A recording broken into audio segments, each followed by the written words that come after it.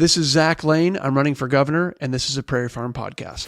I'm Mark Kenyon. I'm Dr. Julie Meechan. I'm Steve Hansen. I'm Jill Bebout. Chad Gravy. My name is Jeremy French. I'm Laura Walter. Carol Hawksbergen, owner of Hoxie Native Seeds, and this is the Prairie Farm Podcast. This is Hal Herring, Backcountry Hunters and Anglers Podcast. Skip Sly, Iowa Whitetail. Valerie Van Coten, State Historical Society of Iowa. Dr. Matt Helmer at Iowa State University. My name is Kyle Laubarger with the Native Habitat Project. I'm Judd McCullum. I appeared out of the wilderness, and this is the Prairie Farm Podcast. Welcome to the Prairie Farm Podcast. If you're listening to this podcast, that's because you or someone you love really cares about conservation, water quality, or systemic changes in agriculture. And I want to tell you about a company that does all three at the same time. Iowa Cover Crop. Now, Iowa Cover Crop, we've had a long-standing relationship with them, and it has been amazing. Way before they sponsored the podcast, we have connected with them and bought a lot of cover crop seed, and they have bought a bunch of native seed from us. And let me just say, they are wonderful people. They're family-owned, community-oriented, and they run a heck of a business. So they've always taken care of us. Now, they don't just serve Iowa. They send seed to Iowa and every state touching Iowa, and they don't just do cover crop. They do forage mixes, waterway mixes, any kind of small grain or food plot mixes that you could hope for. Basically, if it's not corn and beans, they've probably got you covered. I highly recommend this company if you are looking for cover crop on your land, whether you've been doing it for a long time or you're just wanting to dabble. We applaud you, and we recommend you reach out to iowacovercrop.com.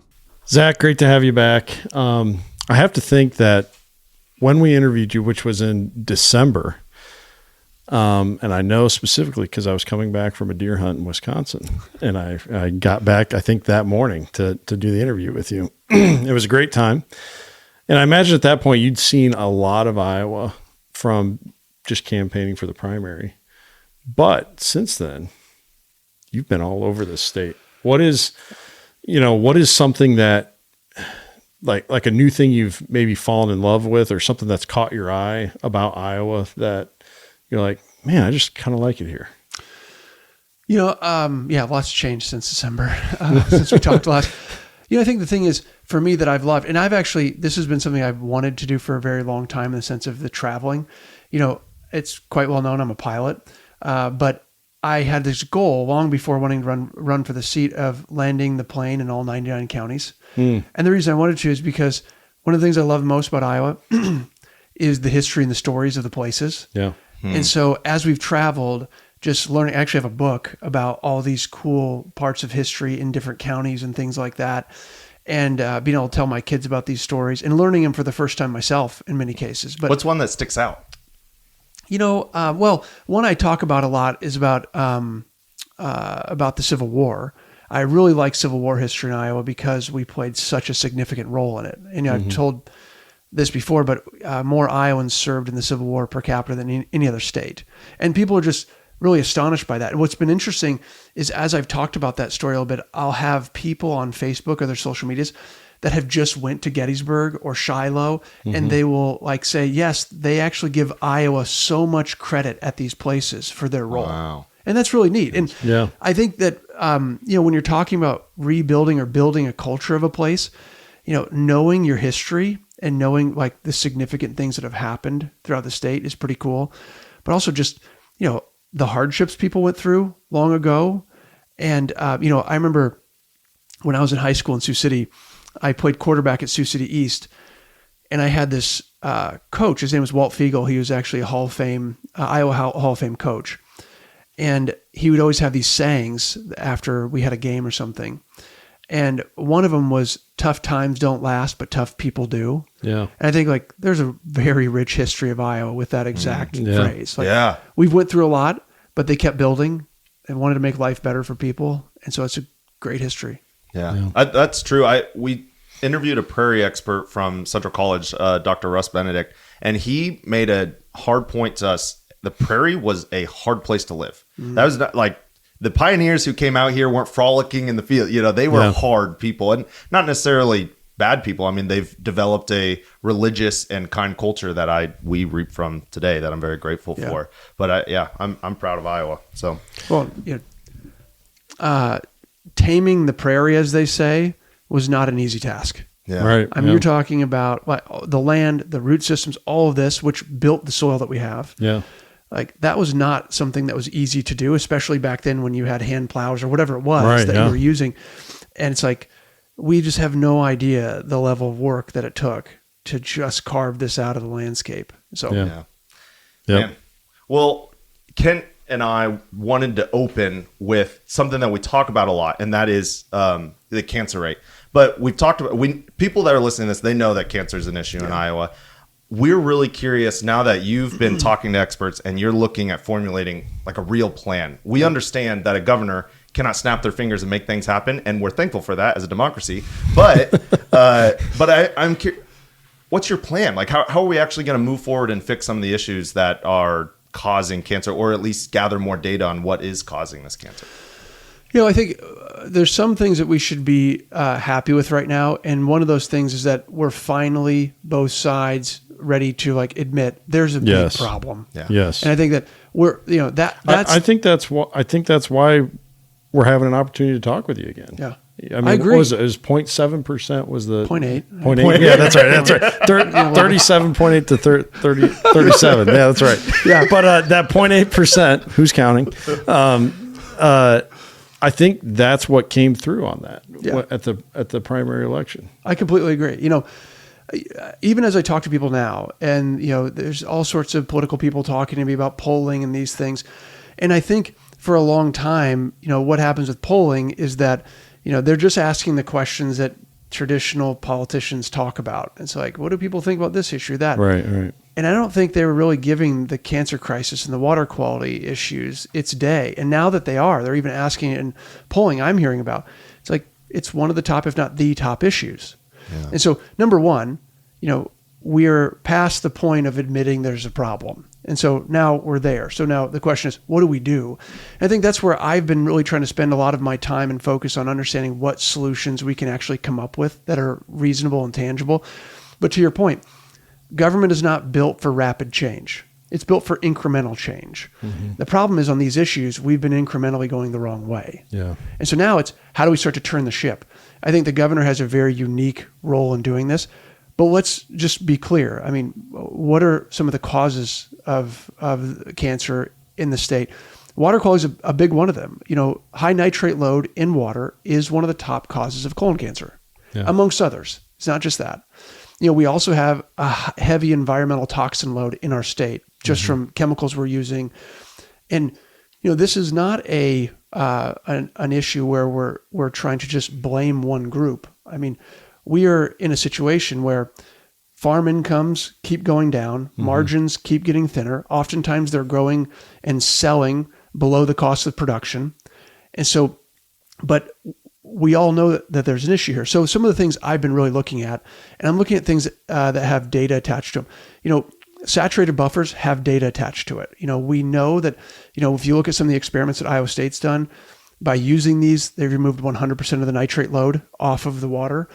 And that's really easy to understand because if you have a buffer and you're planting prairie grass, they want the nitrogen. Right. It grows.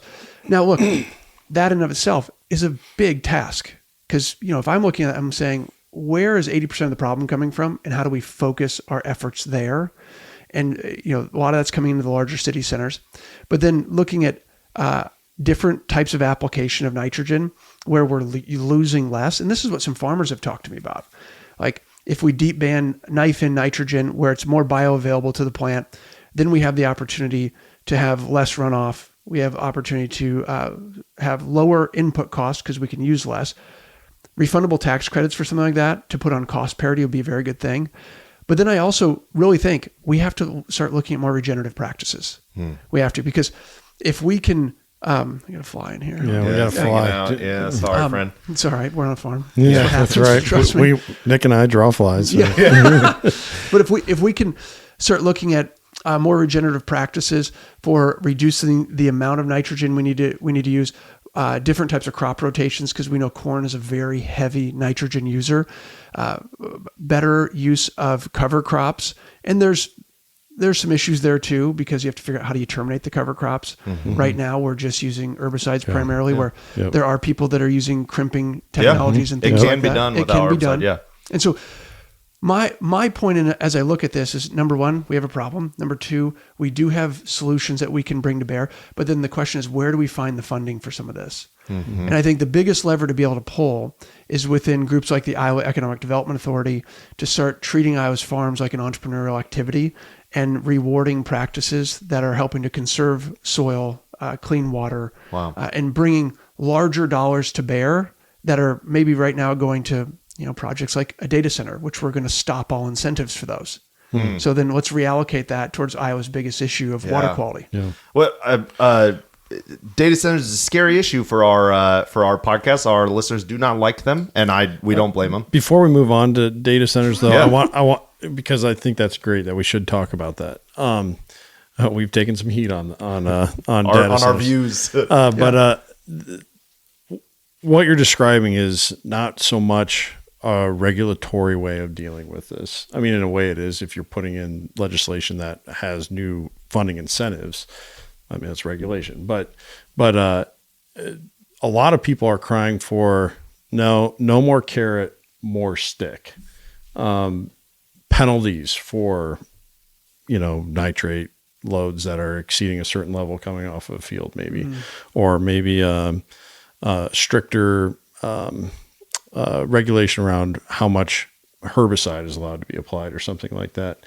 Is there, I mean, in your opinion, do you think that, I'm not saying that you would think to that extent, but do you think stricter regulation is a part of that for helping our water quality? When you think about that approach, I think that actually exacerbates some of the problems that we're having in the state, truly. I mean, when you think, I would like to have more carrot, meaning a real incentive that farmers can look at and say, okay, not only will this not hurt my bottom line, but it could actually help my bottom line. Mm-hmm. And the reason I say that is because when I hear these voices talking about taxes, regulation, what we're actually doing is we are putting more burden onto farms that are having some of the highest bankruptcy rates that we've seen in modern history. Mm-hmm. And what that will do is further exacerbate that problem, I believe. And then it'll further exacerbate the problem of consolidation of farms. And so, I know that farmers aren't asking and wanting bailouts. I know that's not what they're asking for. And so my hope is to start putting in place incentives that are real, that we can also start to incentivize things like having more rotationally grazed cattle onto land, which is going to use far less of that. And if you think of the Iowa Economic Development Authority and you think of farm operations as entrepreneurial operations, like startup funding for fencing, startup funding for virtual collars for cattle, and like if we just start thinking of this differently and more creatively, we can actually start to transition land out of some of these practices, especially in the most vulnerable areas. And what you can do is the closer you are to that watershed, the higher the incentive gets. Yes. I've been saying this.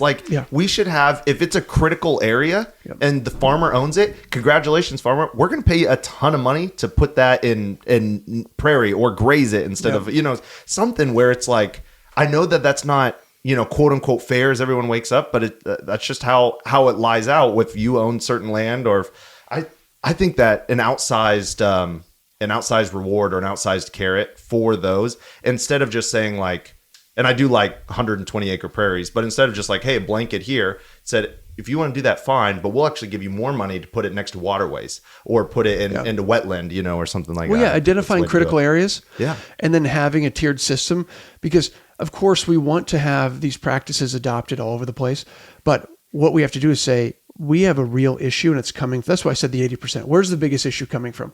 Focus the incentives heavily in those areas so that we can start to really address the problem. And I do believe that farmers are open to these ideas. What they're not open to is taking on yet another burden that they don't know how they're going to find. And look, every farm operation is different. Every farmer is different. I get that.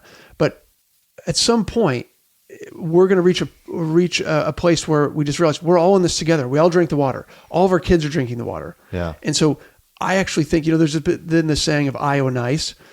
I think it's actually even more than that. It's like Iowa cares. Like we care about our neighbors. And so that's one of the bigger things I'm thinking of is having these critical zones and then having tiered incentives. The closer you are, the more benefit you can provide to the watershed. Yeah. I've been looking more and more at the commoditization of corn and soybeans. When your top line is set, from the start. Yeah. How can a small business make a living off of that? You either have to be big or you're done. And that becomes very tough. Well, that gets into the consolidation in the agriculture markets, because it's one of the few industries where you have no say over what your price is for the product you're selling. Yeah. You really don't have, there's no room for negotiation. There's other types of farming where you're using more domestic markets. And I've talked a lot about our farm. We try to operate in as much of a regenerative way as we can.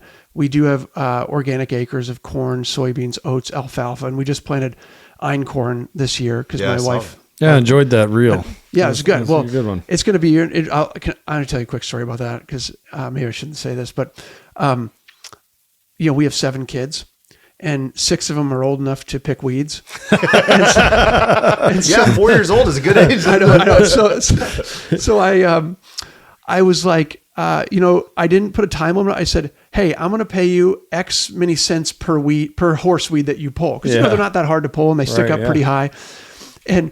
And I figured, and I said, if you get above 50, I'm going to increase that. I started too high.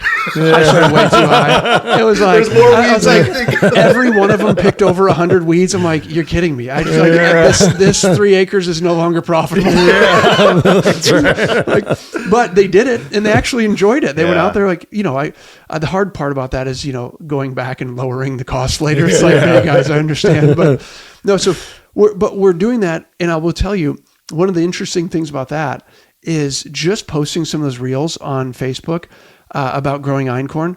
I bet we could sell out of the product that we have right now. And we only grew about 3 acres of it, but there are so many people that are looking for some of these alternative products that Iowa soil can handle and grow. Yeah. Well, I've seen more oats grown this year and wheat in Iowa than I can remember in recent years. And I attribute that to this changing mindset. People are looking for something different. Yeah. One of the biggest hurdles, and we talk about this all the time, is so obviously people can make change with their vote, and then can make change with their dollar. I tell people, if you want to make conservation change and you don't have any land, start at the grocery store. But it is more expensive. It doesn't have to be 2-3 times as expensive, but I think food is as cheap as it is because we're not paying for the sustainability of it. Yeah. And so that's a tough pill to swallow. Even I preach it to my friends. I'm like, guys, we need to be willing to spend 20 or 30% more on food.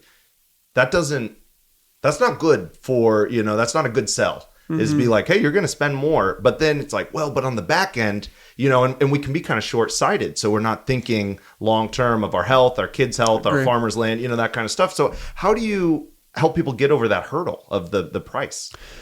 Well, first, I think your point that, cheap food is expensive in the long run. When it comes to healthcare, when it comes to your long-term vitality and health, we can see that the rate of autoimmune conditions, the rate of chronic disease, childhood obesity, all of these things. I mean, we are having an issue of lack of nutrient density in the food that we're growing. It's a big problem. The food that we're eating primarily, it's a big problem. One, I think when you talk to people about this, they do understand the idea of feeding their kids something more healthy. The issue is, I think there's been a culture that has not supported that. That it's quick, easy, junk food. It's everywhere. And if you go to rural communities, for instance, you really can't find a lot of this food we're talking about. Right. It's very difficult. It's something my wife was talking to me about because, people have asked her as First Lady, if I get elected, what would your initiative be? And what immediately came to her mind is, how do I bring healthy, nutrient-dense food to rural communities? Wow. Yeah, and big fan of that. She's been thinking about that a lot, and she's actually thinking of pop-up areas with foods that are far less perishable, but pastas and things like this that are healthier. And I give her credit because if she puts her mind to something like this, she will solve it, and she will do it in a way that's sustainable. But I think that having more options for healthy food is one of the big priorities. So what are the levers we can pull for that in the state? That's some of the things I think about. I actually just got back from Washington, D.C. today. I don't like to go there. I spend as little time there as possible. But I had the opportunity to meet the Secretary of Agriculture, Brooke Rollins. And I have actually had something I wanted to talk to her about. One of my initiatives I've been really wanting to do if I become governor, and heck, I want to help on it even if I don't become governor because it's that important, But one of those initiatives is, how do we get more Iowa grown food in public schools? It's one of the biggest markets we can create. And by the way, if we start to create that market, we will have overflow into these other rural communities of extra food that we can sell through pop-up stores like we're talking about, or through grocery stores. And so as I researched this, I realized that the USDA food program pays for a lot of the commodities that go into public school food. The issue is that small farmers are kind of boxed out because of the requirements and regulations. Like one farmer in Denison that was trying to do this, I talked to, he told me that he grows beef. He has a really good operation out there. It's doing really well. And he said that in order for him to be able to take part in this program, he has to be able to deliver 42,000 pounds of beef at a time. Wow. And so he actually went to his local school and said, I want to sell this to you. And they said, well, we can buy it, but we have to buy it at market rate, where the other big guys are getting a subsidy from the USDA to actually pay for the commodity. So my big ask that I'm trying to solve here is, how can we get Iowa's smaller farms into this program? So there's a fund to buy their food at market rate for the public schools. And through technology, we will completely solve the problem of procurement, because we'll be able to create a technological platform that will connect Iowa's farms with the schools that need it. And, we can do, these technologies already exist in other areas, but we can revolutionize the food industry in the state, starting with our public schools.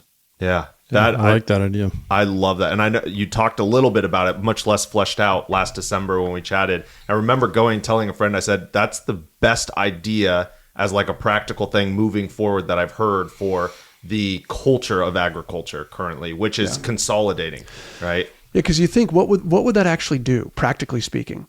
It would get people off the sidelines that maybe want to farm but don't know what market they'd sell to. And maybe it's like, hey, it's too much for me to create a direct-to-consumer business or something like that, where they're looking for a stable market they can sell into. And the public school system is a pretty big market. And so it would also give diversification on family farms. One thing I'm trying to think about how to do is, how do we make it more exciting for the next generation to want to be on the farm? Yeah. Because right now, all they're seeing is a struggle. It's very difficult. I can't tell you guys how many events I go to when somebody hears about my story about buying our family farm back, about, transitioning the land, all these things, where I'll have a mom with tears in her eyes because, this has happened in Okoboji, because her son wants to come back to the farm so badly. Instead, he's working in a job in Sioux Falls with a larger company because the farm can't support him to come back. Sorry, I have two things on that exact point. One, I was seeing an eye doctor getting new glasses, and they're friends of my wife and I. It's a couple. They're both eye doctors. They have been looking for years to find someone else to come in as an eye doctor to work with them. Very hard to do in rural Iowa.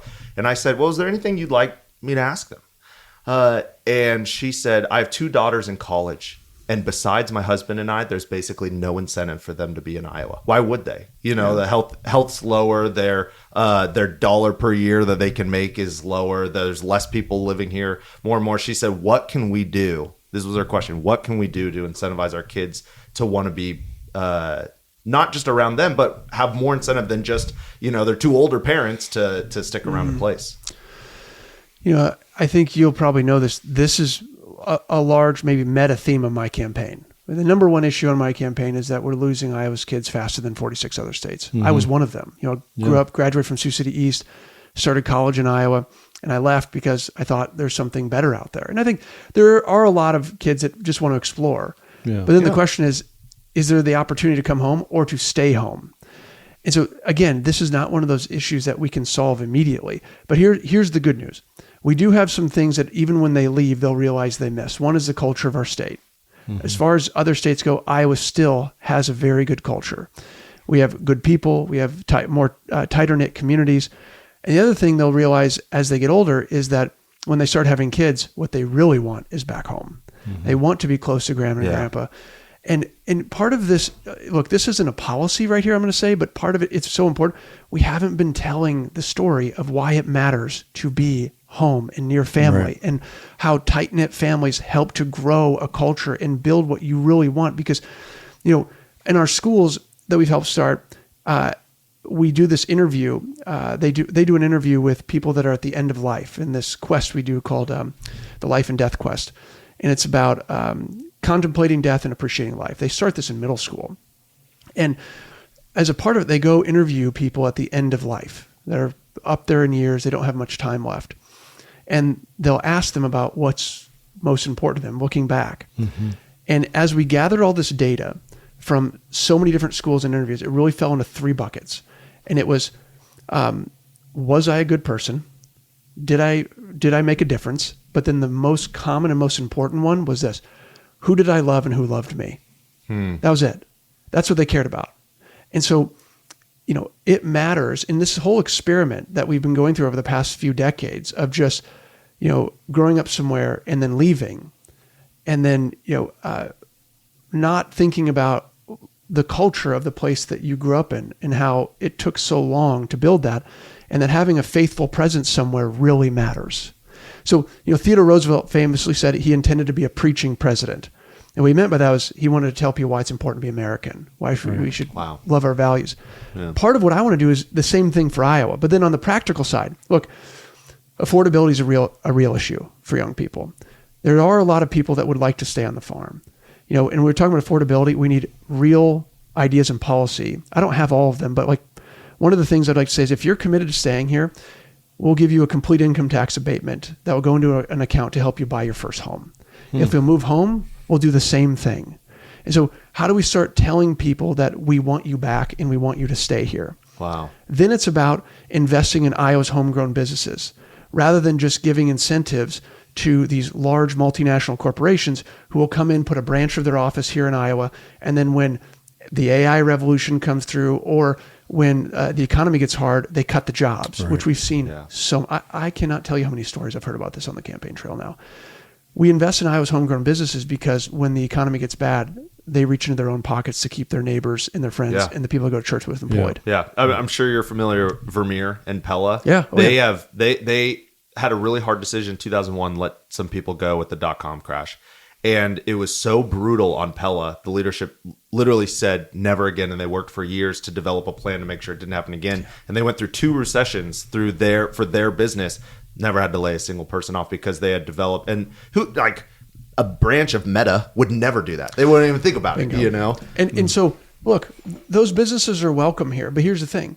When it comes to the limited amount of resources we have to spend as a state on economic development and business incentives, we need to prioritize our homegrown businesses first because of that. And, it's not even because they made a program. That's not why they were able to keep people employed. It's because they wanted to.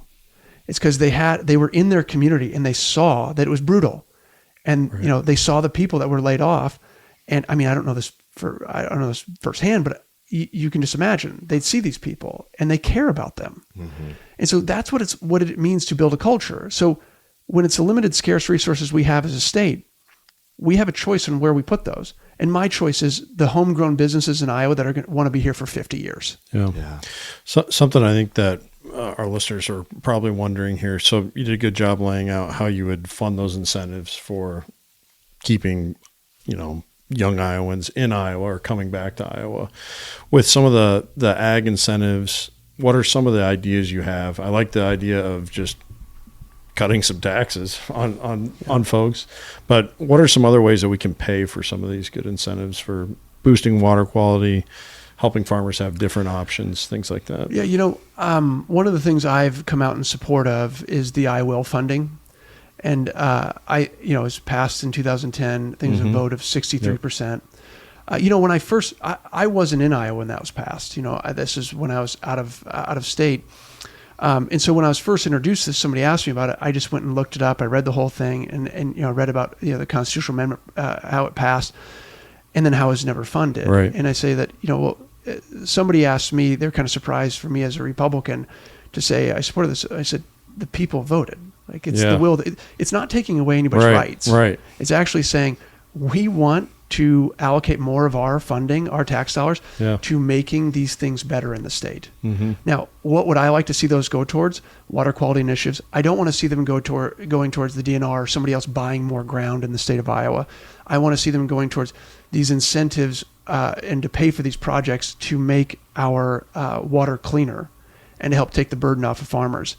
But I have to say that, when you look at some of the economic development incentive dollars that we have allocated and where they've gone, I think people underestimate how big of a lever that is to pull. Oh, yeah. And what we can do with that, especially if you start looking at smaller farms as an entrepreneurial activity.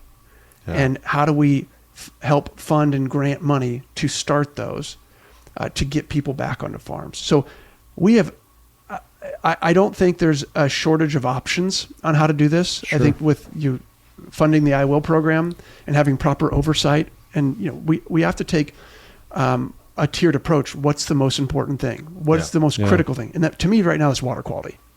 And it has been, you all know this, it has been since I launched this campaign. Yeah. This is not a political thing for me. Right. It's that, I don't want to see that we have to allocate more funding to upgrade the nitrate removal system in Des Moines again. Mm-hmm. Because yes, we need to do that to make sure we have clean water, but the real measure of success is that we don't have to do it anymore. Right. Yeah. Because the load's coming down. Yeah. Taking care of it at the source instead of at the faucet. Yep. Yeah. Yeah. I like that. So I want to jump all the way back. So the lady and her son, she was in tears about her son. And we talked about people coming back to young people coming back to Iowa. But I want to go to the land part of the conversation, because you were the one who first told me the East and West Coast are treating us like an annuity, right? Yeah. And they, on our land, they're buying it up, which drives up the price. So two things. One, I looked it up. It's unconstitutional to have a different tax bracket for land assets for people who live out of state. I'm pretty sure, unless you can tell me something I don't know. Oh yeah, we know how to do it. Okay. Well, I would love to see hear how that to do happen. it. Yeah, no, because you are right. That would be, it would be equal protections or whichever clause I can't remember right now. But there is long precedent for exemptions. And so if you have a new class of property, of investment farmland, it's a whole new class. And then you provide exemptions for people who are living in the state, and it's like a homestead type of exemption. Then that will, and let's talk about what our goal is. Our goal is the large out-of-state funds primarily that are coming in and backing people to buy land that aren't Iowans, or also buying it themselves through entities that aren't disclosed, which this is actually one of the bigger problems we have, is that, in order for us to find out who owns a piece of land over there, if it's an LLC, the Attorney General actually has to investigate each piece individually, because there is no human level disclosure of who owns our land. Mm-hmm. And I think we all can understand that we support privacy, but that's different than secrecy. Yeah. And so that's a good line. I like that. The state having the understanding, and there's plenty of precedent in other areas, of who the beneficial owners of land are, because otherwise, how do we adequately enforce our laws? The 9H and the 9I laws that were passed by Robert Ray in the 1970s to address this issue, they're the right direction. But if we don't know who the beneficial owners are, then what you'll see is you'll have maybe somebody local that's completely backed by a large fund that's buying land, and not on a loan, but as an equity partner, which is not technically allowed. We have to know who owns our land so we can understand what to do. Well, and so I love the sound of that. I tell my friends, hey, look, some giant company on the East Coast I've never heard of, they can own 1,000 acres here. They're just going to build our new school. They're like, well, I'll take that trade-off. But the flip side, if you drop the demand from people who have a lot of money of buying this land, net worth goes down dramatically. Paper value. Now, not real value of people actually churning out, working, providing something off of the land, but the paper value, which a lot of people are not everyone, but a lot of people are leveraged. And all of a sudden, so there's a big mess on the other side of that. I would love for that to happen. How do we handle the hard part of that conversation where it's like, hey, your land was worth $17,000, now it's worth $12,000, or something like that? Well, I think the first goal is to disincentivize people from buying more. I think that's the first goal. Look, we're not talking about a 70% property tax increase that's just going to hemorrhage the price of land. We wouldn't do that. That's not what we're talking about. It's just, how do we set in place a prioritization based on what we want to see the future look like? And so the first would be, how do we disincentivize this? And I think there could be some legislation we could pass, but also on the property tax side, we can do some of these things. But, it is, I think as I go around the state, it's one of the bigger issues I hear people talk about. about not knowing who their neighbors are. Mm-hmm. And, that's just, again, part of the culture that we have as Iowans is, when I was growing up, that's when I drive down the gravel road with my dad, he'd just point out the farms by the last name of the people that owned them. And, today we don't have a lot of that understanding, and it's hard to build a community when you don't know who your neighbors are. Right. But so number one, it's disincentivizing it. Number two, it's finding ways that we can incentivize Iowans to buy more. Finding a way to have a finance authority that can serve young farmers, Iowa farmers. And if an existing Iowa farmer wants to sell their land, if they're using this finance authority, then the person who sells it doesn't pay capital gains because it's going to an Iowa farmer. Wow. We can provide incentives like that. And Yeah. so it's just the way I like to talk about this, it's just a change in the frame of mind and how you're thinking to where it's like, okay, what do we want 30-year future to look like in Iowa? I'd like more family farms. I'd like more diversification, more local ownership, hopefully a robust local food system to the extent that we can. I mean, I've made the statement that I would love to see a day when Iowa becomes the real food capital of the country. Yeah. Like we can do that. We can actually even attract other businesses here that know how to do that. They have different types of implements and all of this. We can, if we change our way of thinking, then we can start to say what opportunities are in front of us. Mm-hmm. Would you be interested in programs that help de-risk some of this for farmers who are willing to go out on a limb and start a full-on vegetable farm because their neighbors don't know how to do it, their grandpa doesn't know how to, no one knows how to do it around here, and so. Well, yeah, I think the best free market way to de-risk something like that is by having the ability to sign a long-term contract with the school district, for instance. Yeah, that's a great point. if you, and this is how a lot of financing goes. If you can show, hey, I've got a commitment from a very valid source that they're going to buy this product from me for 5 years, you can go get better financing, or maybe you weren't even eligible for it before. But there's a large de-risking that can happen if you can have a market you're selling into and have some agreements, which everybody does. I mean, look, there's a new nuclear energy power plants coming back online near Cedar Rapids. Well, one of the ways they do that is long-term power purchasing agreements that are 20 years long. Mm-hmm. So the company that's bringing it back online has certainty that they're going to get paid. Yeah. Right. And it's going to make sense. Yeah. And so the same would apply here, where we can say, through this process, if you're growing X, Y, or Z, that you can sign a purchase agreement with the state or the school district to know that your product has a market. Yeah. I do that with oats right now, right? I pre-contract my oats. So I think there's some options like that, but we forget about some of the other opportunities that can come with this by thinking in an Iowa first way. Right now there's a big push to reduce the amount of herbicides and pesticides that are being used because largely the cost and health issues. Yeah. Well, there's also companies that are creating really innovative technologies to use UV light, electricity, fire to solve some of these problems. What I would like to do is when we talk about what businesses recruit to come to Iowa, I would like, when they're in their smaller startup phase, to recruit them with incentives to move their headquarters to Ames or to parts of Iowa, where we can develop that technology that maybe that will become a $100 billion company someday. Yeah. And it's serving the world because it's solved a major problem. Yeah. But it's just a different way of thinking. Yeah. Yeah. I like that. It's a problem-solving oriented way of looking at it. So, there's what I perceive and what I think a lot when I chat with other people, what I perceive an elephant in the room is, first of all, I want to give you credit. Throughout this entire campaign, you've been the loudest voice on our water quality issues, on what's afflicting Iowa farms and farmers, and also on our health problems, specifically our cancer problems. Thank you. That hasn't coded red for a long time. Yeah. People view that as the other way, that Republican candidates have blocked progress in all those ways, mm-hmm.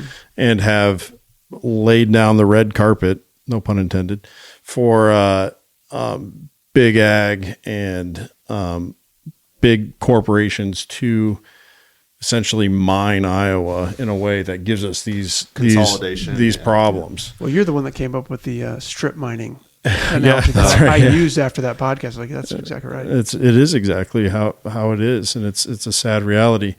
But people have that connotation with a Republican candidate, and so I think there's fear that, man, Zach has a lot of great ideas. Is he going to be able to do them? Is he going to run into, this red barrier of, historic voting against progress in these areas, or would he just straight up flip on what he's saying on this stuff? Well, the answer to that's no. I wouldn't. Yeah. I think, I didn't get in this because I wanted to become a politician. Right. I have a pretty good life. I live on the farm I've wanted to live on for over a decade. And, I'm doing some of the projects that I've wanted to do, my creek restoration project, the farm project, all of these things. But to answer your question directly, well, one, I think you both know I take this very seriously. And even when in the primary, when people are saying, don't talk about these things, you won't win, I still did. A month before the election for the primary, my 13-year-old son, Hudson, said, Dad, do you think we're going to win? And I said, Hudson, you got to understand something. There's more than one way to win this race. We've already changed the narrative. Yeah. Yeah. And yes, you deserve a ton of credit for that. You both know that it's not all me, but look, when you do some of the largest podcasts in the country and you're talking about these issues and you're on a mission, a narrative change can happen, and I believe it did. But more so than that, I think right now we're in an election. There's an A-B choice. Mm-hmm. If there is a chance to change these things, I'm the only option.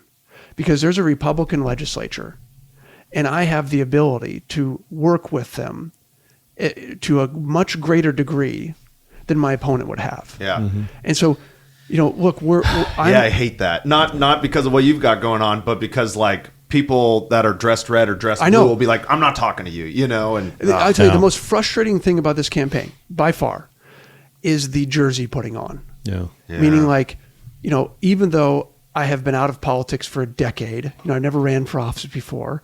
I've cared always, but I've been out of it for a long time.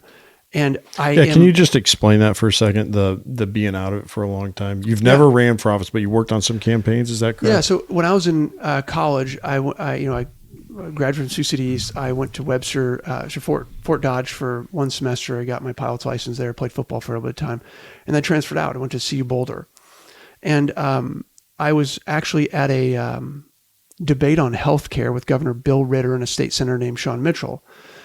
And at that point, I had not really even thought about politics. I grew up in Western Iowa, conservative Christian household.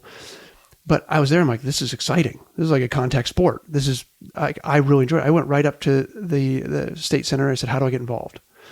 And he said, come down to the Capitol. I got an unpaid internship, and I just would take the bus down to Denver during the legislative session because I cared. And then I worked hard, and I was offered a job on a political campaign, and that was for a guy named Cory Gardner, who became a U.S. congressman, then U.S. senator. I worked his campaign, and then shortly after that, I went up to Montana, and I ended up meeting somebody that was involved in politics there. And I said how someday I'd love to live in Montana for a while. It's a beautiful place. Yeah. And I ended up getting hired as a campaign manager for Steve Daines, who was a business guy at the time, and an avid hunter and all these things. You can check out his Instagram. He's got a lot of animals on there. He's taken. But and so I ran his campaign, and then after that race, I worked for him for a little bit of time, and then I said I really just want to go home, and so moved back to Iowa in 2013. I worked with a group for a short time, about a year, as an interim state director for a group called Americans for Prosperity. And then I really went out on my own. I started raising funds for nonprofits, for startups. I started a couple companies myself at the time, but I'd been out of it. And then for the past better part of a decade, I was helping start schools, and our school network is up to about 300 around the world now. And so that's what I was doing. And then my dream was, this family farm I bought back in 2014 was to restore it, and then, start to work the land and create a model of how we can produce more profit per acre without a tremendous amount more work, to protect soil quality, water quality, all of these things. And so that's really what I've been doing. And as well as the stuff in the community, buying the local theater and restoring parts of it and turning it back on to show movies Friday, Saturdays. Yeah. Because I actually really I love this. I wanted to help rebuild my community. I was not thinking about running for office. Some people have been preparing for these things for a long time. I had no idea Kim Reynolds was going to step down. No clue. I met Kim Reynolds for the first time after I won the primary. Oh, really? I never met her. Wow. And now she's, been very much in favor of our campaign, but, I've been an outsider and I've been trying to bring a different message. I want to tell you a little story about my wife and I. Several years ago, we found out that our insurance company was literally spending millions of dollars lobbying against conservation in our state and our federal level. And when we found this out, we said, And we decided right then we were going to get a new insurance company. And that brought us to McKay Insurance. Now, if you know me, you know that I'm pretty thorough when I make some of these decisions. And I looked through a bunch of different agencies and they seemed great. But McKay Insurance stood out because of the people that I met there. They were wonderful. One of their agents actually went through the whole rigmarole to set us up with insurance that she and the agency didn't get a cut of. They just wanted to make sure that we were insured. Whether you're needing life insurance, health insurance, car, home and auto, reach out to McKay Insurance. They will get you taken care of. If you are tired of your insurance company lobbying against you, go to McKayINSagency.com. Yeah, so having been out of that, one of the things that's been so discouraging is just that, look, I'm a Republican. I'm very proud of that. Like, we're the party of Abraham Lincoln, the party of Theodore Roosevelt, the party of Ronald Reagan. There's a lot to be proud of in the history of the Republican Party. We're the party of Frederick Douglass. I mean, like, you think about that, like a former slave that became one of the greatest voices on abolition ever. Oh yeah. We have a rich history in the Republican Party. And when you're running for office, you pick one. And I'm very proud to pick the Republican Party. Now, what's happened because of the polarization of our country is that there are people on both sides that want to attach everything that they think is wrong with the other party to you because you're a part of it. Yeah. And so for me, as I'm looking at these issues, I just see them as Iowa issues. They're issues I care about and that I believe our families care about. And there's been a bit of at its face rejection by people in the Democrat Party just because I am a Republican, even though I truly care about water quality. I want our cancer rates to go down. I like conservation. I like native prairie. I'm restoring my own creek on my own farm. We're doing farming differently. And, I think if they just saw me outside of any political spectrum, they'd be like, well, this is great.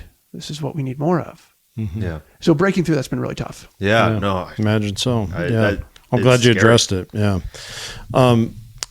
Something along those lines of what Nicholas was talking about with bringing our kids back home. And also you kind of started talking about it a little bit too, as far as, the things in our community that there's to do, like you bought back the movie theater and talked about IWILL, which is related to this. Recreationally, we do not have a ton of options to offer here in Iowa, but the few options we do have to offer are very good. Our deer hunting is the envy of the world. Yeah. We have a friend who he works in the Quad Cities. He lives on the Illinois side of the river, but he works at a power plant there, and his job is he's a fisheries biologist. The power plant is supposed to have a net negative impact on the fishery or a net neutral impact on not net negative. Supposed to destroy the fish. They're all supposed to be green and growing legs. Yeah. A net neutral impact. Wow. Sorry, Jeremiah.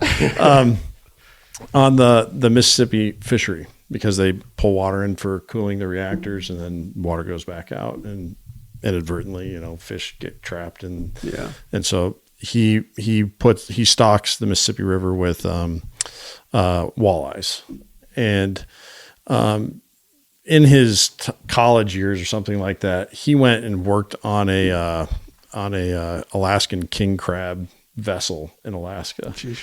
And he said all those guys could talk about, they're doing the ultimate like fishing adventure every day, right?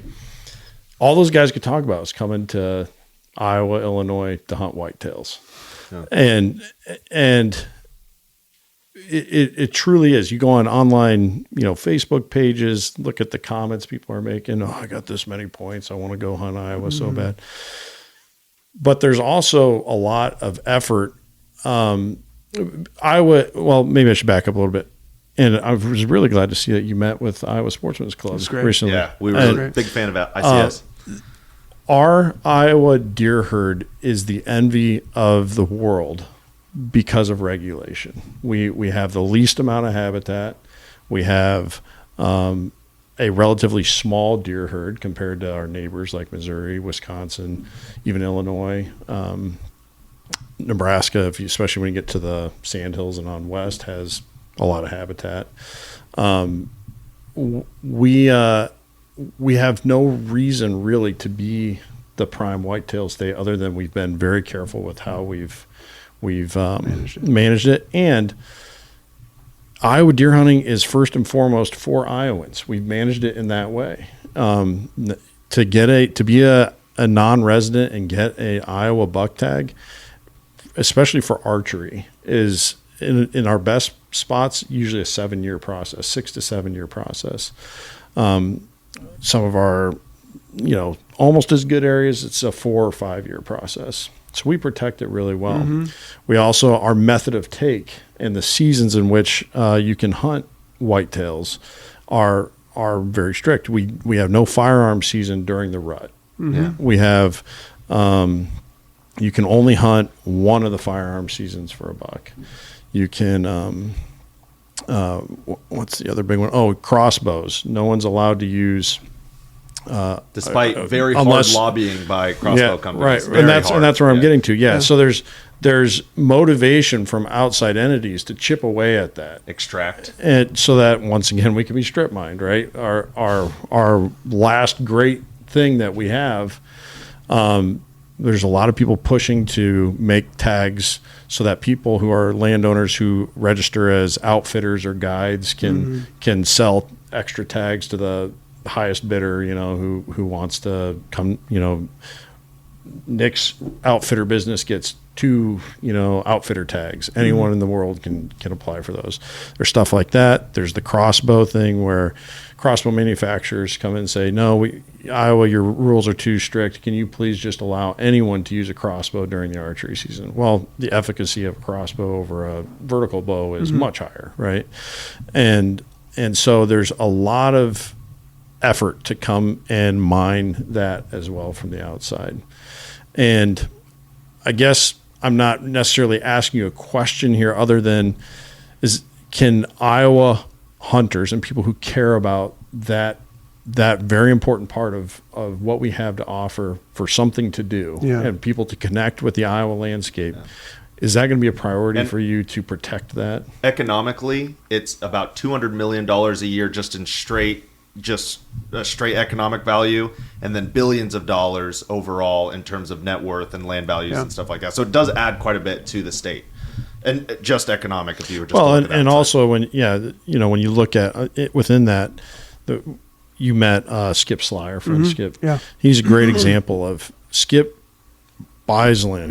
He moved to Iowa for whitetail deer hunting. Very successful business person. He employs all kinds of people in the middle of nowhere, Iowa, around deer hunting. Yeah, and so it is an economy for us here.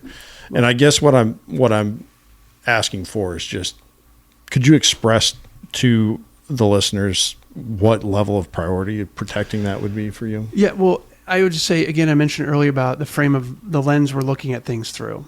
And my entire campaign has been an Iowa first lens. Yeah. And so I think when we're looking at this, we've talked about the tremendous amount of extraction we've happened in so many areas. I'm trying to stop the extraction in any way I can. And when I've talked to hunters, and I'm a hunter, I primarily hunt pheasants. It's something I've been doing generationally, or my family's been doing generationally in the same places. I love doing it with my own kids. I've hunted a little bit of larger game, but not a whole lot. Sometimes people just love pheasant hunting or love deer hunting. Oh yeah, for sure. And so, when I think about this, I've talked to a number of hunters because many states do not like their DNR. Right. Iowa is not like that. very different. Yeah. And I think what you just described there is one of the reasons why, of managing populations, of the rules that we have in place to make sure that the tradition that we've done as Iowans, we can continue to do as Iowans. Because I'll tell you, some of the people I find are the most upset about land being purchased by people from out of state are not in the northern farm areas of Iowa. It's in the southern areas of Iowa. I mean, because you're talking about actively taking away a way of life that they're large part barred from participating in at that point, in a place that they've been hunting generationally, where in the more agriculture heavy regions of the state, and I know the southern part has a lot of ag, but and the more corn, soybean heavy areas of northern Iowa, somebody might buy it, but then it's getting rented to somebody locally. So, they're farming it at least.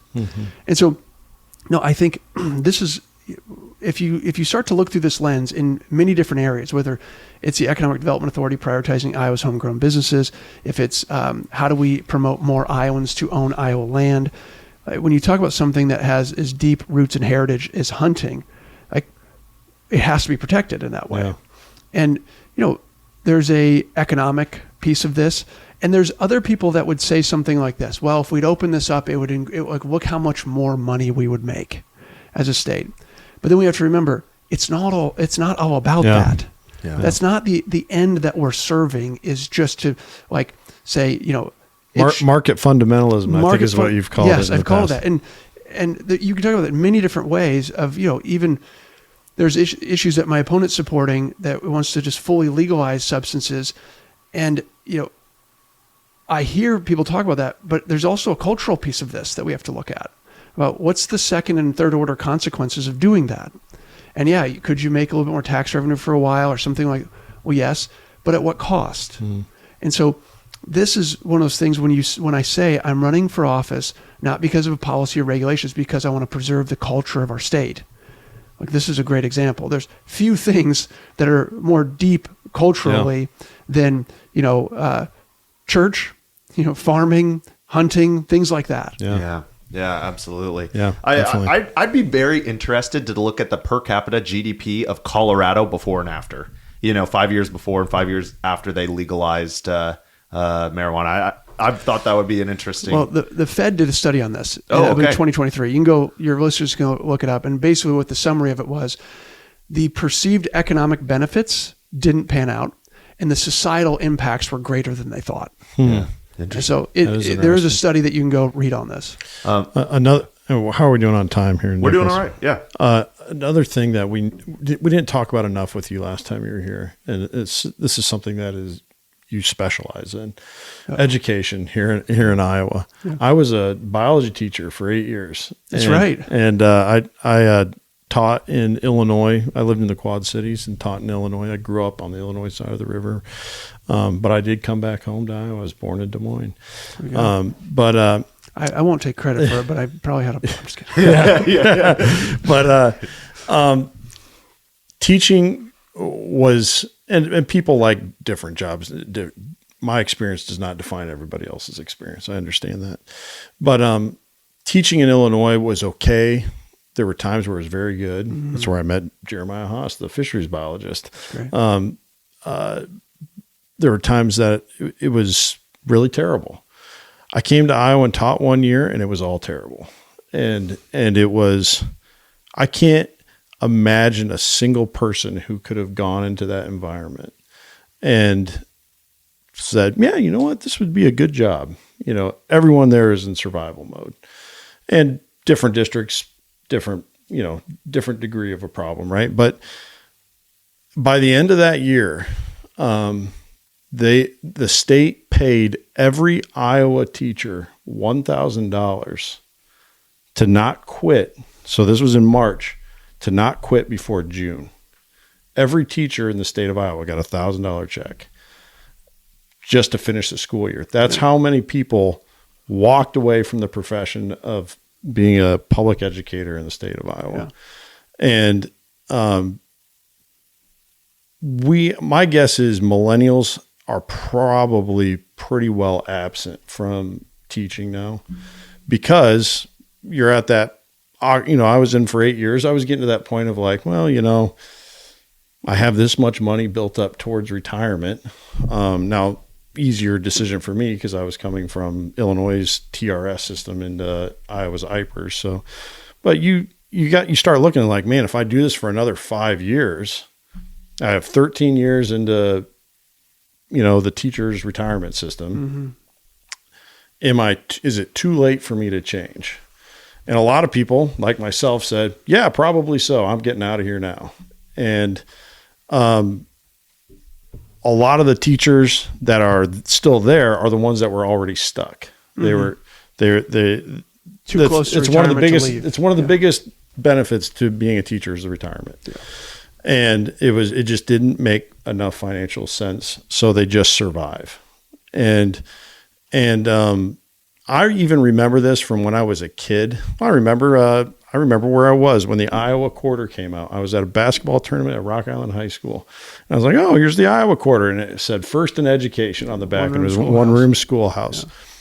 And I knew of that reputation in Iowa, even when I was a student in Illinois, that Iowa does things pretty good for education. In fact, Nicholas, when you graduated high school, what was it based on? Test scores or something like that? So when I was in high school, I know we were top 5 for sure, the state, but I'm very proud, Linville Sully. I remember I was a freshman in college, and there was like this big news article, I think from Des Moines Register, that Linville Sully was number 2 high school in the state according to like all metrics. I was very proud, and it was a thing. I was proud. I went to school in Iowa, and my sisters who just graduated Iowa, they don't feel that way. And I graduated 11 years ago. In 11 years.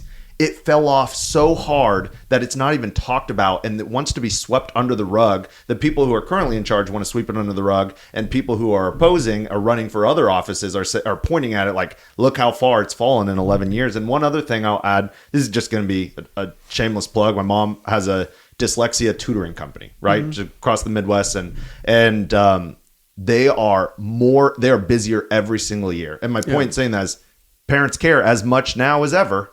So it's not that people don't care. It's not that we've become apathetic, but our schools have just dropped off a cliff. What is going on there, and what do we do about it? Yeah, how do we pull this back to where? Because to me, when I could tell you all kinds of war stories right now, and the solutions to almost every one of those war stories was quite obvious, right?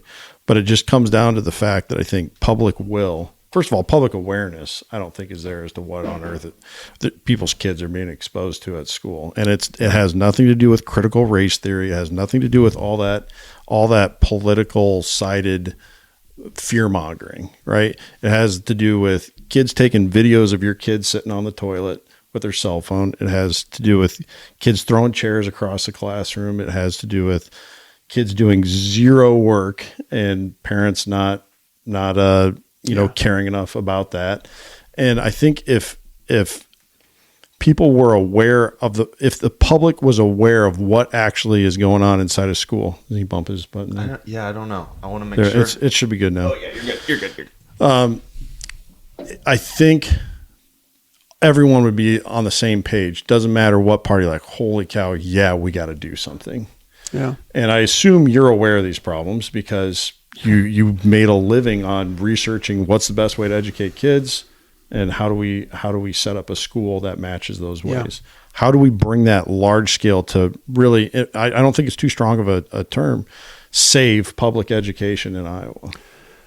Gosh, I mean, we could do a 3-hour podcast on this. And by the way, I'd love to do it. I spent 2 years of my life traveling the country and some other countries, visiting schools to find out who was making the best prediction of what we're going to need in the future to prepare kids, who had the best system and environment for children to thrive in. And it was one of the most fulfilling things I've ever done, but it was also one of the most difficult things to understand that there's all these options out there that are working, that are not experiments anymore, that kids are getting into, that our public schools are not adopting any part of them. And a part of this is that the teachers want to. They would very much like to. I said on an interview somewhere that I've trained public school teachers, and the types of schools I started were Socratic, very inquiry based, hands-on learning by doing. It was very self-directed in many ways by setting up the right systems with mentors that helped the kids. And I'm not saying every school has to be like that. There are so many great options of schools out there. But just to back up a minute about the actual issue, we have a cultural issue. Mm-hmm. We really do. Absolutely. And ultimately, it comes down to the family level. Mm-hmm. And there's very limited levers that government can pull to fix that, which is why we do have to be focused on making sure that we as individuals are here for cultural change. Yeah. To try to bring the family unit closer together, try to have safe communities, have involved families, neighborhoods that care about the next generation. With that being said, just because at its heart it can be a cultural issue, it doesn't mean we don't do anything on the systemic side of what's going on in the system. We just have to say what's everything we can do to make it so that the part of the problem we're contributing to on the system is solved. So then, and hopefully that will somewhat transfer down as well. But if you put some of these practices in place, so what does that actually mean? Well, I think on the education side is that we've had for a very long time, well, for 120 years or longer, the idea that one size fits all. It's just not true. Mm-hmm. I mean, there are so many different learning styles out there. Yeah. And I would actually venture to say that your mom's business is busier than ever because the services or the ability for parents to count on that being helped at school is dropping. Yeah. And so parents have always cared about these things, I believe. No, of course, there's always issues there of parents being disconnected. But when we're looking at this from this level of the school system, number one, I believe that teachers want to have reform in the classroom. Yeah, Number I two agree with that. Yeah, is that there's this idea that every student should fit into this one model. This is not true, and I've seen that firsthand so many times. There are kids that have much greater needs, behavioral issues, greater needs in education that need off ramps to specialized help. And I would like to see Iowa lead on some of these things. I really would. Even if each county was able to have a service that they were able to, have some of these kids that are really struggling to integrate in the classroom, have an off-ramp to get the care that they need. And that's really what they need is they're crying out for help. They don't want to live in a chaotic mind. They don't want to throw a chair across the classroom. That is a sign that something deeper is wrong. Mm-hmm. And we have to have a way to, at least for the sake of the teacher and the other children, have an off-ramp for them. That's not a punitive one. It's us saying, you need extra help and we want to help you get it. Mm-hmm. Now, this can also be done through private schools. We've talked a lot about education savings accounts, and they're somewhat have been tried to be made out to be a controversial issue. But when your public school system goes from number 1 in the nation when we were kids to number 27 right now, or 26 before education savings accounts even existed. And by the way, there has been decades-long control from both parties during that time. This has not been a one-party issue. Anybody that says it is not telling an accurate story or history of this. This has been 30 years that we've been going through this. And so when we look at that drop, the answer isn't to eliminate competition. The answer is we got to fix the problem in our public schools. But on the private school side, we have a tremendous opportunity with the education savings accounts to bring in alternative types of schools that will serve these children with greater needs. And, they're set up just for that. But I do believe our public schools can and should be doing that. My hope is to work with the public schools to help make them better. I think number one, it starts with culture. That's what we talked about, helping to make sure that the people that are there for the purpose of learning, and those that have greater needs have an off-ramp to get that help. But number two, it comes down to the model of schooling as well. There are so many innovative models out there that, we've seen a tremendous increase in the diagnosis of ADHD amongst young boys, especially. I mean, it's been unbelievable how much of the past two generations has been medicated because they can't sit still. When really, I've seen this in my own schools. I'll have a parent call me and say, the school wants us to put, our son on or daughter on ADHD medication. What do you think? And I said, well, bring them in for a week trial. We'll see. Because a lot of times, many of these things can be solved because we're overprescribing and overdiagnosing this, by the way. Like, I won't go into that, but as you dig deep into this, ADHD is really a collection of different symptoms that can also indicate something else. Like trauma is one of the things that it's also most closely related to, that set of symptoms, which needs a different type of help than a medication. Or dopamine addiction. It can look from just scrolling. Overdump and have ADHD symptoms. And that's a new one, right? That's newer that's coming up.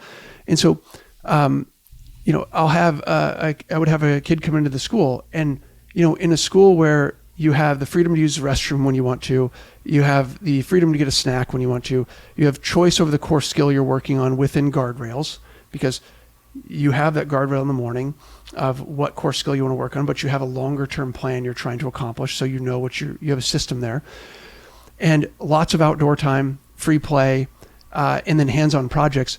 A lot of it, I'm telling you, and I've seen this firsthand, it disappears. Now you'll still have people that have tremendous, like really serious issues, and some of that I heavily have correlated to trauma, that need help, that truly need help. But a lot of this can be accounted for in the type of system that we have. Our schools should be set up to help create character and agency within young people. So character to know, which is sometimes best taught through the deep stories of history, some of the classics, to help understand that there is the world needs something big from them, and the lack of them trying their best and doing their best hurts everything. And then on the other side of that, from the agency standpoint, we want people to be able to leave our schools and go out and flourish in the world. And so right now, our public schools, and I won't even single out public schools, the traditional school setting is not accomplishing either of those very well. Agency especially, because there's a teacher at the front of the classroom that's in charge of every single thing, and even into high school, a lot of times that the kids aren't given agency over their own work or life or goals they're setting, or given responsibility to go out and solve something on their own. There's somebody there. I tell people, in life, there's not somebody standing over your shoulder giving you the answers to things. You have to learn how to go and figure it out for yourself. And our schools at the youngest ages need to be set up for that. I'll tell you this quick story. When I was in elementary school in Sioux City, my parents had a parent-teacher conference, and my principal said that if he was ever on a desert island, he'd want to be with me because I'd find a way off. And that was actually a problem that needed to be fixed. And as I was starting school, as part of the thing, he said, no, I want every kid to be the one that's going to find their way off the island. Yeah. They can have the ingenuity, that they have the drive to do that. Because what is finding the way off the island really? What is it really? It's solving a problem that's, in that case, going to save your life or make life better for the people that are on the island with you. Right. And so, when you look at what we can actually do with schools, the governor can unilaterally set up innovation zones and create concurrent tracks of education. So you can have a traditional school here and then a different model of which they're proven and tested, similar to what I've talked about with our schools, that parents can opt into then. And if they have that ability to opt into something like that, then what we're doing is running a lot of experiments through tested school models in different school districts across the state, and we can actually measure which are working the best. And it's not just academic performance, by the way. How about just of part of the student outcomes of just fulfillment of being at school? Do you like coming to school or not? One of the favorite things about the schools we've helped start is kids love coming to school all the way through high school. That's awesome. They love it. And because they're working on important work. This is one of the things I've said is all children have important work to do. Sometimes it's academic, but most of the time it's something about, trying to get over slay a dragon that's in front of them. Yeah. It might be a social issue that they're having, a confrontation they need to do a conflict resolution on, or, getting over a fear of public speaking or something like that. There's important work that every child has to do. And some of it's education, some of it's academic, a lot of it's not. And I think if our schools are set up to help the whole child, that we are going to start completely changing what education looks like in the state and being a model, both public and private, of how you can build an education system that gets back to number one. Yeah, man, I like that. And you know what? I think I've heard you talk about some of this before, and it caused me to reflect back to when I went to public school all the way through. And, every kid, I don't want to go to school, that kind of thing. But I enjoyed my experience. And I think that's one of the reasons that we're losing the millennial teacher group. Because they can remember back to those days where it was a good place to be, and it was addressing a lot of those areas of a whole student that just aren't able to be hit anymore. And so I like that answer. I think that's a good way forward. They're also confronting behavioral issues that were like very outside of the norm back then. Right. Yes. Now it's they're just much way more regular. common. Yes. And that's a problem. Yeah. The argument is against that. I want to give a little bit of devil's advocate here. Is that for the ESAs is that if you take public money, you got to take the public. I just want to hear what you have to say about that, because I hear that all the time. I hear it in my community. I hear it on social media. Yeah.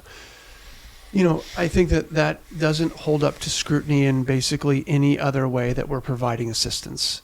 And one of the things I like to say about the ESAs is that, there are people out there that are saying that, this should be only for the lowest of income of people. We have to remember that this is not a welfare program. It's an opportunity fund. And it's not coming from public school money. It's coming from the general fund money that's matching what the portion that the state gives to the public schools.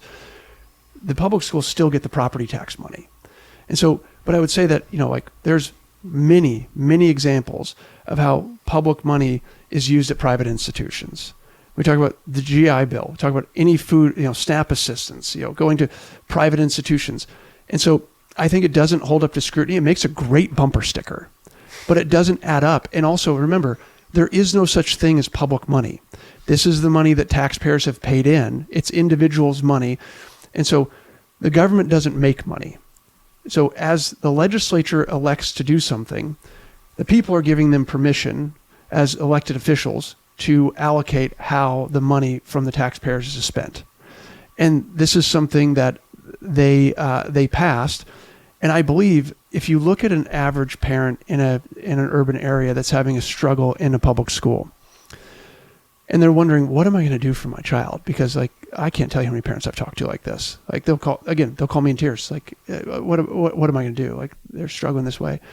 They look at those funds as a lifeline to provide an opportunity for their child that they otherwise wouldn't be able to provide.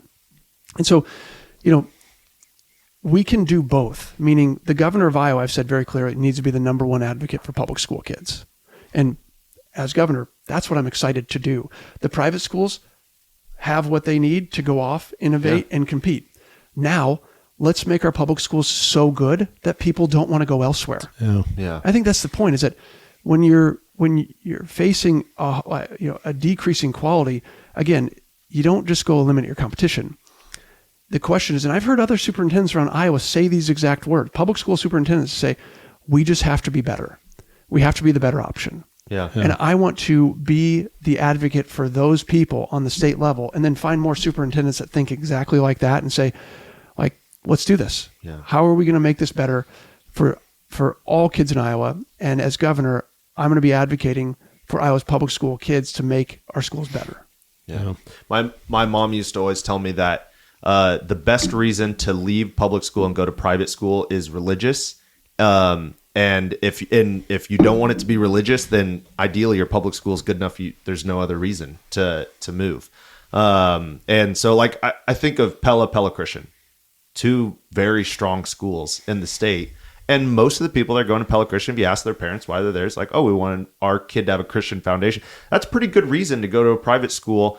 I don't like the idea of, I send my kid to this Catholic school because I don't like the public school. It's just not how I want to see things go. Yeah, and I think along those lines, some folks, and I'm not gathering this from anything you're saying, Zach, but I know that some people think that public education is not necessary, and going down the route of having an uneducated public is. Yeah. You think you're ever going to get ahead on water quality issues if people don't even if they can't understand some basic chemistry?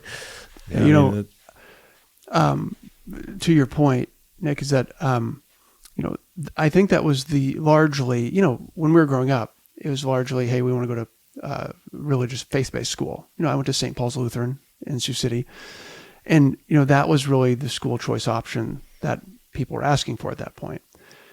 Now today, I think if you see the innovation that's happening in education across the country and across the world, it's not just the religious or not religious part. It's that there are models of school in existence, have been in existence for decades, that are serving students far better than the traditional model of school.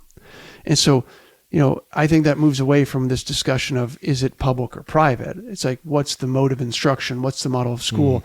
What's the prediction that this school is making about the future, in the sense of what students need to be prepared for? Yeah. And that was one of the biggest questions I was asking when I was visiting all these schools. I mean, I visited schools from MIT to the school Elon Musk started for his kids at SpaceX, to like all sorts of schools. And my big question was, who's making the best prediction about the future? Because that's a lot of what education is, outside of the character development and agency.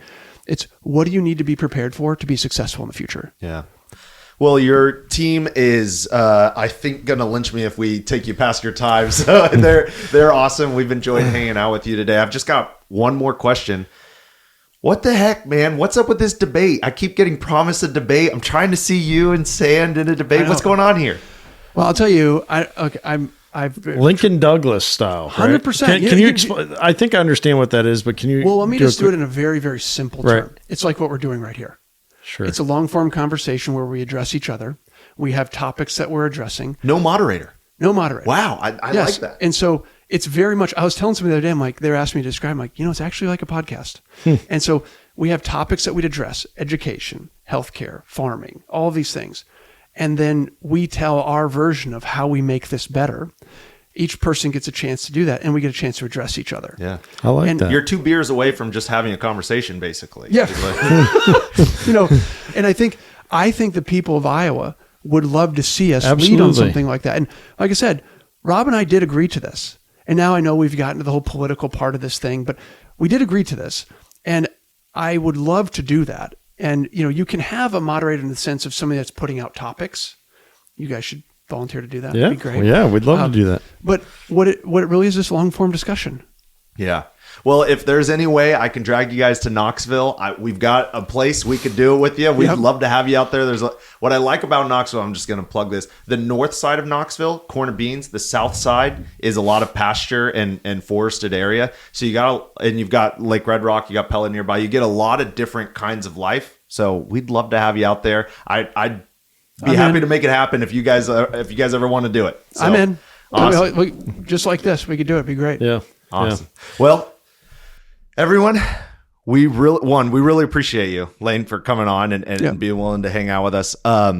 Everyone, thanks for listening. The conservation and the change in the culture that we are shooting for here in the Midwest, it doesn't happen from the top down, and that's something I really appreciate about you, Zach, is that you believe it happens from the bottom up, because conservation happens just one mind at a time.